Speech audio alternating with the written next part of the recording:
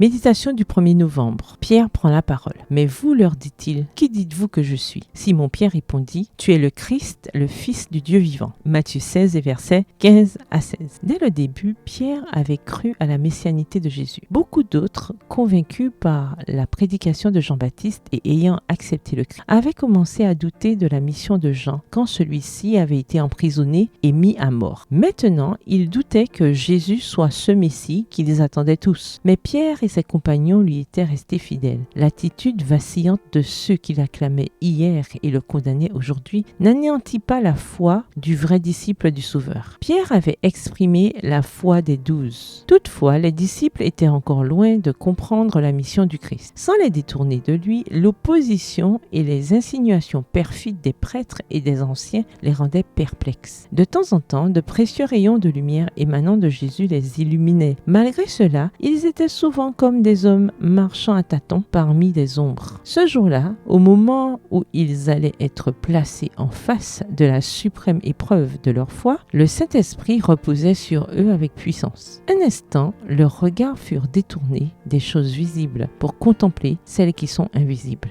2 Corinthiens 4, le verset 18. Ils reconnurent, sous son apparence humaine, la gloire du Fils de Dieu. La vérité confessée par Pierre constitue le fondement de la foi du croyant. C'est elle que le Christ lui-même a déclaré être la vie éternelle. Mais la possession de cette connaissance n'était pas une raison pour se glorifier. Ce n'était pas par une sagesse ou une bonté personnelle que Pierre était parvenu à cette vérité. L'humanité ne peut pas atteindre par elle-même la connaissance des choses divines. Elle est aussi haute que les cieux. Que feras-tu? Plus profonde que le séjour des morts. Que sauras-tu? Job 11, verset 8. Seul l'esprit d'adoption peut nous révéler les choses profondes de Dieu. Ce que l'œil n'a pas vu, ce que l'oreille n'a pas entendu, et ce qui n'est point monté au cœur de l'homme. Dieu nous l'a révélé par l'Esprit, car l'Esprit sonde tout, même les profondeurs de Dieu. 1 Corinthiens 2, les versets 9 et 10. Cet extrait est tiré du livre Jésus-Christ au chapitre 45, aux pages 368 à 369. Bonne soirée, que l'Éternel vous bénisse.